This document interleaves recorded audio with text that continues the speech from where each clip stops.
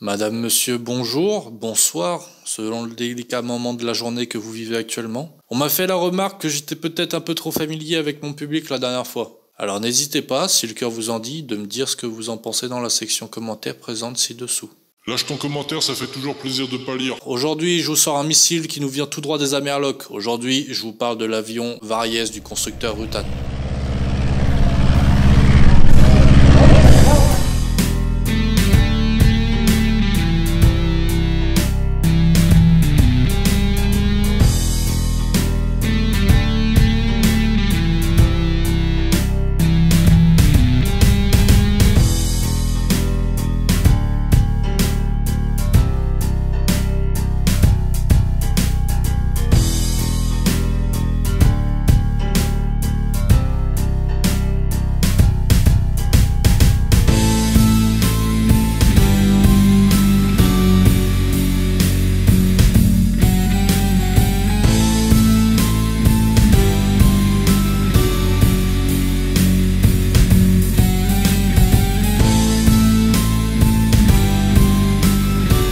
Aïe, vous avez senti cette émotion monter en vous durant l'intro? C'est tout à fait normal. Du coup, pour vous aider à redescendre, je vous invite à lâcher un pouce bleu sous la vidéo et à vous abonner si vous aimez qu'on vous parle avion. Avant de passer au sujet principal de cette vidéo, je vais vous présenter un des meilleurs outils de pilote que je connaisse et que j'ai longtemps utilisé comme vous avez pu le constater dans mes nombreuses précédentes vidéos. Il s'agit de l'application mobile Air Navigation, utilisée maintenant depuis pas mal de temps par des dizaines de milliers de pilotes dans le monde, aussi bien en aéroclub qu'en compagnie aérienne. C'est une référence dans le domaine. Je te parle d'une application qui existait déjà, je me rappelle, avant que je commence à voler, c'est-à-dire avant 2010 et qui n'a cessé de s'améliorer. L'application est présente sur Android et iOS, propose de nombreuses fonctionnalités. En effet mon gros lolo, je te donne un petit aperçu rapidos. Avec les différents forfaits proposés, tu as toutes les cartes aéro, VFR, IFR ou ACI numériques au bout des doigts habituellement en papier. Tu peux zoomer, choisir d'afficher seulement certaines zones, certains points d'intérêt ou obstacles dans les filtres, avoir les notables en direct, etc. C'est super pratique. Tu peux te mettre toutes sortes d'alertes, que ce soit d'altitude ou de trafic. Les pilotes peuvent même se communiquer des annotations entre eux comme des warning messages pour prévenir d'un parapentiste qui fait des ronds vertical terrain par exemple,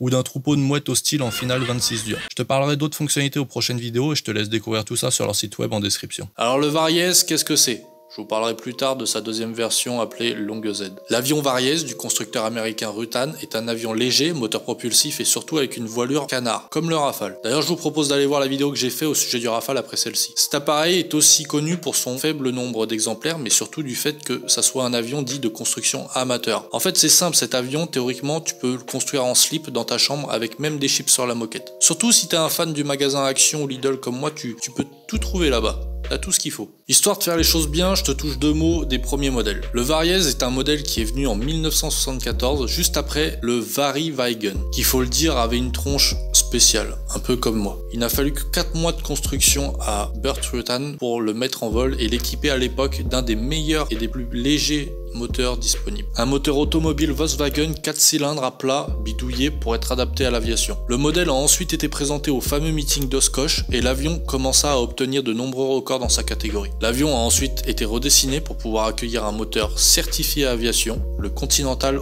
O200. En 1980, c'est carrément 2000 dossiers de plans qui ont été vendus pour sa construction. La vente s'est arrêtée en 1985 et ce fut, mon Lulu, l'avion de construction amateur le plus fabriqué. L'appareil étant assez petit, ils ont sorti la version Longue Z qui est bien plus confortable et personnellement c'est celle qui me plaisait le plus. À part sa jolie petite gueule, qu'est-ce que le Varese a de particulier ? Déjà son plan canard, tout comme le Rafale, l'Eurofighter, le Gripen et même certains Sukhoi, qui lui permet d'atteindre des vitesses de vol assez basses sans pour autant décrocher franchement. Tu sais, t'as certains avions, quand tu leur tires sur la tronche à basse vitesse, t'as une amorce de décrochage plus ou moins violente. T'as aussi des avions qui en fait parachutent tout doucement comme une fleur. Et nous, on aime les fleurs. Évidemment, ton départ en décrochage va beaucoup jouer sur le centrage de ta machine. Si t'as mis belle maman à califourchon sur la dérive à l'arrière, tu peux être sûr que même en étant à 10 000 pieds avec poussée vectorielle, t'arriveras pas à te sortir de ce mauvais pas. Bref. Du coup, pour encore abaisser la vitesse de décrochage, ils ont mis un temps des becs sur les bords d'attaque, mais ils les ont remplacés par des vortillons, comme sur Kiki d'ailleurs. Alors tout ça c'est bien beau, mais apparemment, même avec tout ça, le Varese pouvait être vicieux sur le décrochage. En fait, quand je lisais des topics de Varese sur les forums en 2018, dans l'hypothèse de m'en prendre un, t'avais des pilotes qui disaient souvent que le Varese pouvait être un peu bâtard sur le décrochage, notamment avec la pluie ou en faisant des glissades, tu sais, quand t'as la bille dans le coin. Si l'aile était mouillée, ça pouvait être dangereux. Du coup, je sais pas si c'est lié à ce phénomène ou pas, mais quand même sur 800 appareils, il y a eu pas moins de 130 accidents, dont 46 décès, ce qui est un peu tendu là par contre. Bon, pour parler de choses plus cool, une autre spécificité du Variez, c'est de ne pas avoir de volet, même pas de flaperon. Hein. Du coup, ses distances de décollage et d'atterrissage sont assez élevées, et avec son train d'atterrissage fragile, les pistes en herbe sont vraiment déconseillées. En parlant du train d'atterrissage, le sien est vraiment chelou. En fait, il n'y a que le train avant qui est rétractable en vol. L'arrière est fixe. D'ailleurs, au parking, on lui fait baisser le museau pour monter dedans. Bon, on aime ou on n'aime pas. Hein. Perso, j'aime pas trop, d'où ma préférence pour l'avion Berkut dans le même style. Dernière petite spécificité, allez pour le plaisir, en fait l'avion est tellement léger qu'il peut quasiment être passé en catégorie ULM. Alors attends, panique pas, laisse-moi t'expliquer. En fait, sa masse à vide est de 320 kg et la masse à vide maximale avec parachute pour un ULM est de 320 kg. Donc à quelques kilos près, ça passe. Suffit de retirer les sièges ou je sais pas un morceau d'aile ou même le moteur pour être large et ça passe allègrement. D'ailleurs le moteur fait 100 chevaux, ce qui est le maximum pour la catégorie ULM. Et donc qui dit catégorie ULM dit liberté et extase. Si on atteint 10 000 abonnés rapidement, je te ferai une vidéo avion versus ULM pour t'expliquer toute la fourberie de la chose et pourquoi j'ai même laissé périmer ma licence avion. On va aborder le point le plus cool, ce qui va donner tout son sens à cet avion, y compris quand je vais te donner son petit prix à la fin. Enfin, t'emballe pas, hein. Si t'es un étudiant bac art plastique qui loge au Crous depuis 3 ans et que t'arrives pas à te payer un kebab sans boisson, ça risque d'être un peu trop cher pour toi quand même, je te le cache pas. Alors, tu veux de la performance? Avec un moteur de seulement 100 chevaux et une hélice propulsive, le Variez arrive non seulement à passer toutes les figures de base de voltige comme nous le démontre si bien la patrouille française Reva, mais il croise tranquillement à un peu moins de 300 km/h au régime moteur nominal, soit 75%. Tout ça pour une petite consommation de 22 litres à l'heure et une autonomie de plus de 1000 km. Donc je te laisse comparer ça à des vieux avions d'aéroclub. L'appareil a un taux de montée de plus de 1000 pieds par minute à charge max, ce qui est exemplaire, avec une MTOW de 500 kg et un moteur de 100 chevaux. Et puis on parle là d'un avion des années 80. Je te laisse imaginer si tu l'équipes d'un Rotax 915 comme les derniers VL3 dont je te parle dans ma précédente vidéo. Bon, par contre, t'as moins de 200 kg de charge utile, donc voilà, j'espère que t'as un profil, on va dire, aérodynamique. Si tu veux emmener ta femme en vacances avec le chien et les bagages. Je dis ta femme parce que j'ai 100% d'hommes de sexe masculin qui ont regardé ma dernière vidéo sur le VL3. Ce qui est assez navrant en fait, faut le dire. Bah c'est navrant pour moi comme pour vous les copains. Si tu veux d'autres caractéristiques, je te les mets en screenshot ici et là. Tu veux le prix ?